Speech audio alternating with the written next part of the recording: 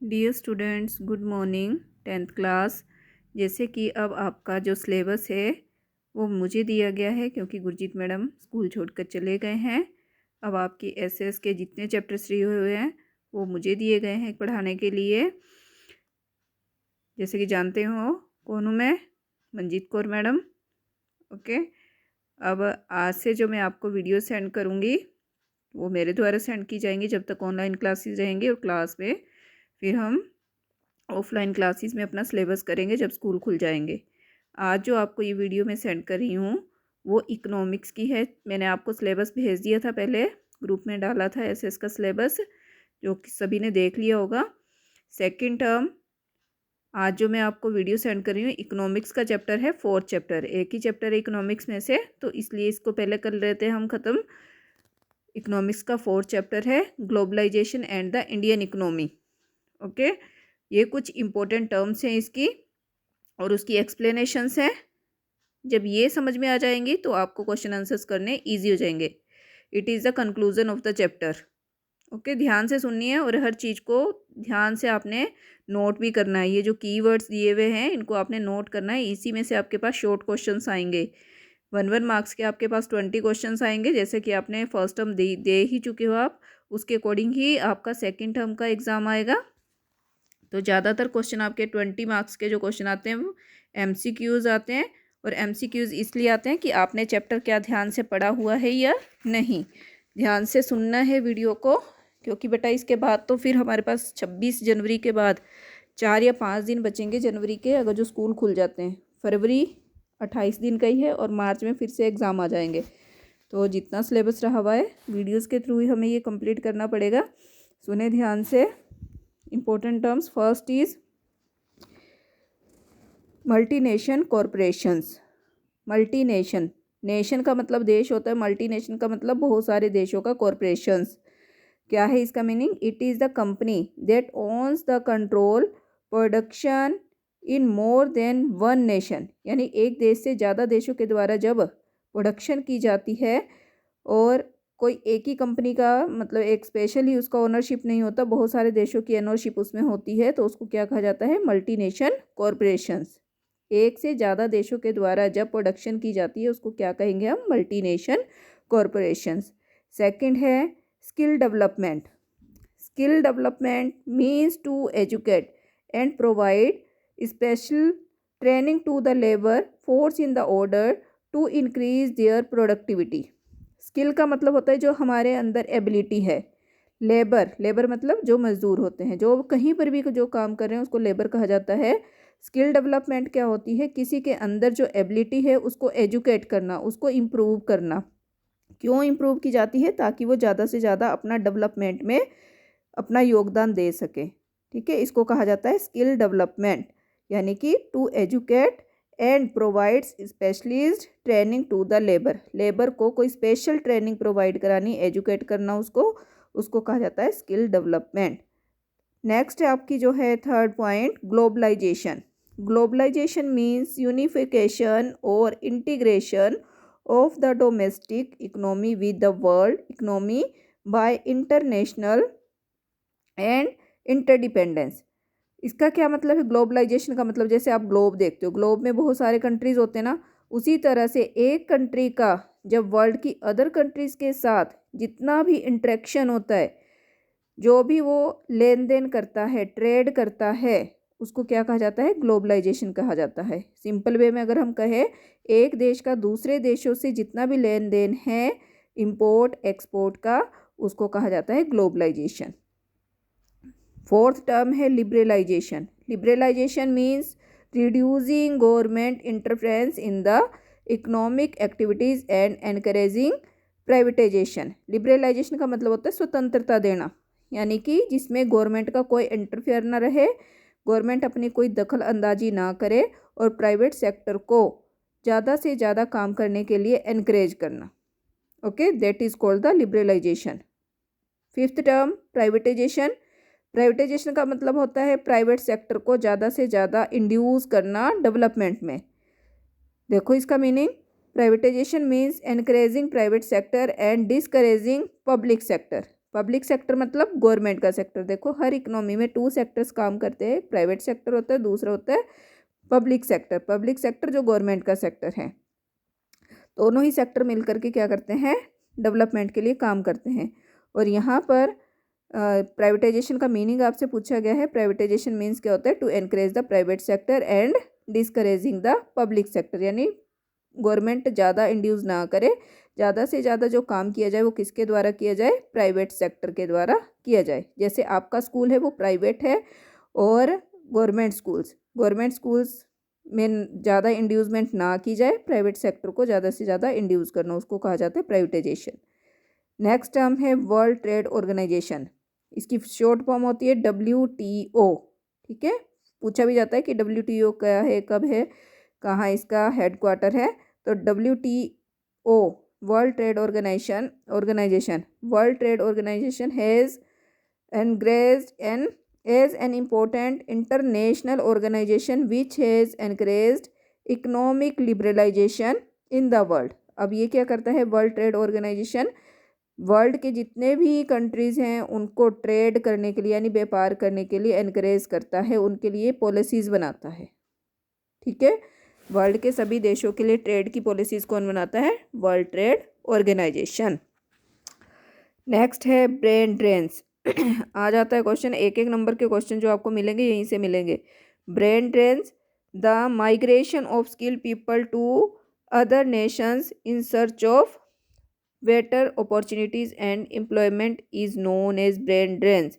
देखो किसको कहा जाता है ब्रेन ड्रेन्स, इसका मतलब होता है कि जो स्किल्ड पीपल होते हैं, जो जिनके अंदर बहुत अच्छी एबिलिटी होती है, जो अच्छे इंजीनियर्स होते हैं, डॉक्टर्स होते हैं, किसी भी तरह का जिसको बहुत अच्छा काम आता है, मैकेनिक्स होते हैं, वो एक देश से दूसरे देश में जॉब की सर्च में घूमते रहते हैं और जिनके अंदर बहुत ज़्यादा अच्छी अपॉर्चुनिटी होती है, उनको वो जिस देश में उनको ज़्यादा अच्छा पैसा मिलता है वहाँ पर वो अपना जो सर्विस होती है वहाँ पे करते हैं, उसको क्या कहा जाता है, ब्रेन ड्रेन्स कहा जाता है। दोबारा सुन लो मीनिंग। द माइग्रेशन का मतलब होता है एक जगह से दूसरी जगह जाना। The migration of skilled people, skilled का मतलब है जो अपने अंदर बहुत अच्छी एबिलिटी रखते हैं, जिनके अंदर डेवलपमेंट है, यानी कि जो अपने काम को बहुत अच्छे से करते हैं, जिनके अंदर बहुत अच्छी एबिलिटी है काम करने की, उसको कहा जाता है skilled people. Migration of skilled people to other nations in search of better opportunity. क्यों मूव करेंगे वो एक जगह से दूसरी जगह पर, अच्छी अपॉर्चुनिटी प्राप्त करने के लिए, क्योंकि हर बंदा यही चाहता है कि उसको ज़्यादा से ज़्यादा सैलरी मिले। तो अच्छी सैलरी के लिए, अच्छी अपॉर्चुनिटी के लिए जब वो एक कंट्री से दूसरी कंट्री में मूव करता है, चाहे एक स्टेट से दूसरी स्टेट में मूव करे, उसको क्या कहा जाएगा, ब्रेन ड्रेन्स कहा जाता है। ओके, नेक्स्ट है 8th point, import Kota's. Import का मतलब होता है दूसरे देशों से जब हम कुछ मंगवाते हैं उसको क्या कहा जाता है, इम्पोर्ट कहा जाता है। इम्पोर्ट कोटाज का मतलब होता है कि लिमिटेड चीज़ें मंगवाना। कई होते हैं कि बेहद ही चीज़ें मंगवा ली अपने देश में, अगर हम बहुत ज़्यादा एक्सेस डिमांड करेंगे तो हमारा पैसा दूसरे देश में चला जाएगा, क्योंकि फ्री में तो कोई नहीं देगा। दूसरी चीज़ों जब हम दूसरे देश से कोई चीज़ इंपोर्ट करेंगे तो हमारी मनी फॉरेन में चली जाएगी। तो इंपोर्ट कोटास गवर्नमेंट के द्वारा डिसाइड किया जाता है। देखो क्या है इसका meaning, import quotas restrictions on the amount of commodities to be import is refer to as import quotas, यानी रिस्ट्रिक्शंस लगा देनी, पाबंदियाँ लगा देनी कि ज़्यादा कमोडिटीज़ हम विदेशों से इंपोर्ट ना करें, उसको कहा जाता है इंपोर्ट कोटास। ओके, नेक्स्ट है मल्टीलिटरल एग्रीमेंट्स। मल्टीलिटरल एग्रीमेंट्स का मतलब है बहुत सारे देशों का एग्रीमेंट होना। These are the agreement formulate by a group of countries. एक बहुत सारे कंट्रीज मिलकर के एक ग्रुप बना लेते हैं, उनके बीच में जो एग्रीमेंट होता है उसको बोलते हैं मल्टीलेटरल एग्रीमेंट। ओके, नेक्स्ट है इन्वेस्टमेंट। इन्वेस्टमेंट होता है पैसा लगाना, इन्वेस्टमेंट करते हैं ना, जैसे आपके फादर, कोई भी है जिसने अपने फ्यूचर के लिए इनकम का सोर्स बनाना है तो वो क्या करेगा, पहले अपने पैसे को इन्वेस्ट करेगा। मीनिंग देखो क्या होता है investment, the money that is spend to buy assets such as land, building, machines and other equipment is called the investment. Future के लिए जब हम अपनी एसेट्स को इंक्रीज़ करते हैं, एसेट मतलब संपत्ति को इंक्रीज़ करते हैं। संपत्ति में क्या क्या चीज़ें आती हैं, लैंड होगी, ज़मीन खरीद ली किसी ने, बिल्डिंग खरीदी, मशीन्स खरीद ली, मशीन्स में ट्रैक्टर हो गया, जितनी भी आपकी थ्रेशर्स मशीन्स, जितनी भी आप किसी भी तरह की जो मशीन्स खरीदना चाहते हैं, तो वो सब उनको ख़रीदना क्या कहलाता है? इन्वेस्टमेंट कहलाता है, क्योंकि ये फ्यूचर में इनकम का सोर्स होती है। Okay, that is called the investment. Next is foreign investment. Foreign investment मतलब है कि बाहर से विदेशी चीज़ों को खरीदना या मल्टीनेशनल्स कंपनी में अपना पैसा लगाना, उसको कहा जाता है foreign investment. Investment made by multinational companies, MNSCS short form है, और फुल फॉर्म क्या है? Multinational companies. ओके, इसमें जब हम पैसा लगाते हैं तो उसको कहा जाता है फॉरेन इन्वेस्टमेंट। मल्टीनेशनल कंपनी में पैसा इंड्यूस करना कहलाएगा मल्टीनेशनल इन्वेस्टमेंट। नेक्स्ट आता है आपका, उसको फॉरेन इन्वेस्टमेंट कहा जाता है। नेक्स्ट है लिबरलाइजेशन ऑफ ट्रेड। लिबरलाइजेशन का मतलब होता है पाबंदियों को हटा देना, ट्रेड से पाबंदियाँ हटाना, यानी कि लोगों को लिबरल कर देना, आज़ादी दे देना, स्वतंत्रता देना। क्या करने के लिए? ट्रेड करने के लिए। Removing barriers of restrictions set by the government called the liberalisation of trade. यानी कि जितनी पाबंदियां हैं, जैसे हम विदेशों से कुछ खरीदेंगे तो हमें टैक्स लगता है, अगर हम टैक्स को हटा देती है गवर्नमेंट तो वो क्या कहलाएगा आपका? Removing barriers. Okay, tax free होकर के जब हम विदेशों से कोई चीज़ खरीदेंगे तो सस्ती पड़ेगी, अगर जो टैक्स लग गया तो महंगी पड़ेगी। तो इसलिए कहा जाता है लिबरलाइजेशन ऑफ ट्रेड का मतलब क्या है कि विदेशों से जो चीज़ें खरीदी गई उसके ऊपर जो पाबंदियां हैं जब वो हटा दी जाती है तो उसको कहा जाता है लिबरलाइजेशन ऑफ ट्रेड। नेक्स्ट है integration of markets. Integration of market, foreign trade play a virtual role in the investment. Integration of markets, role in the integration markets, इसका मतलब है कि फॉरेन ट्रेड में, विदेशों के साथ जो भी हम व्यापार कर रहे हैं उसमें एक देश का दूसरे देशों से जितना भी लेन देन होता है उसको कहा जाता है इंटीग्रेशन ऑफ मार्केट। विदेशों के बीच में एक देश से दूसरे देशों में लेन देन। 14th पॉइंट है factor that have enable globalisation. कौन से ऐसे फैक्टर्स हैं जो ग्लोबलाइजेशन में अनेबल हैं, यानी कि ग्लोबलाइजेशन के लिए जो डिस्करेज करते हैं। ग्लोबलाइजेशन का मतलब आपको क्या बताया गया है? ग्लोबलाइजेशन का मीनिंग होता है कि एक देश का दूसरे देशों के साथ जितना भी इंपोर्ट एक्सपोर्ट होता है उसको क्या कहा जाएगा? हम ग्लोबलाइजेशन कहते हैं। यानी कि कंट्रीज़ के बीच में जो इंटरेक्शन है, ट्रेडिंग हो गया, किसी भी तरह की कोई परचेजिंग होगी, सेल्स होगी, वो ग्लोबलाइजेशन होता है। तो कहता है फैक्टर्स कौन से हैं जो अनेबल करते हैं ग्लोबलाइजेशन को? Rapid improvement in technology has been one of the main factor which has stimulated the process of globalization. Rapid improvement यानी कि बहुत अच्छी तरक्की, किस चीज़ में तरक्की? टेक्नोलॉजी में। अगर एक देश के अंदर बहुत अच्छी टेक्नोलॉजी है, उसके पास सब तरह की सुविधाएं हैं, तो वो दूसरे देशों से कुछ भी नहीं खरीदेगा।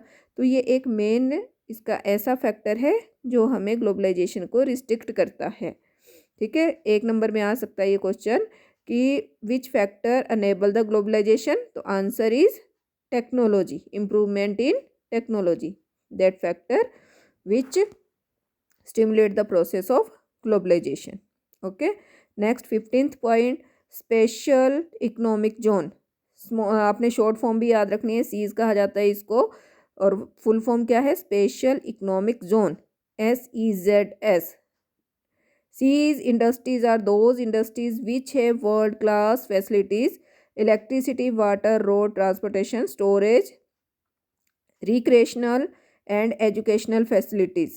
जिस देश में ये सारी फैसिलिटीज़ हैं, जैसे इलेक्ट्रिसिटी है, वाटर है, रोड है, ट्रांसपोर्टेशन, स्टोरेज, रिक्रिएशन का मतलब होता है दोबारा से बनाने की जो प्रोसेस है उसको कहा जाता है रिक्रिएशनल, एंड एजुकेशनल फैसिलिटीज़।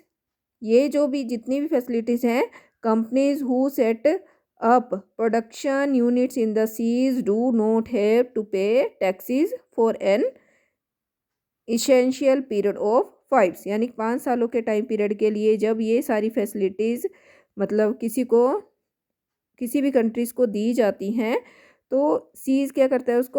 उसके ऊपर किसी तरह का कोई टैक्स नहीं लगाता, उसको कहा जाता है स्पेशल इकोनॉमिक जोन। मतलब ये सारी फैसिलिटीज़ उस जोन को प्रोवाइड करानी है तो उसके ऊपर ज़्यादा टैक्सेस नहीं लगाए जाएंगे 5 ईयर के टाइम पीरियड में, उसको कहा जाता है सीज। ओके, ये कीवर्ड्स हैं आपके लिए, और क्वेश्चन आंसर्स आपको मैं क्लिक करके सेंड करूँगी जो कि आपने नोटबुक में लिखने हैं। जब ये चीज़ें समझ आ जाएंगी आपको, तब क्वेश्चन आंसर्स आपको इजीली लर्न हो जाएंगे। MCQs क्वेश्चन सेंड करूँगी पहले, फिर शॉर्ट क्वेश्चंस, फिर उसके बाद लॉन्ग क्वेश्चंस जो टेक्सचुअल क्वेश्चंस होंगे। That's all for today. Thank you.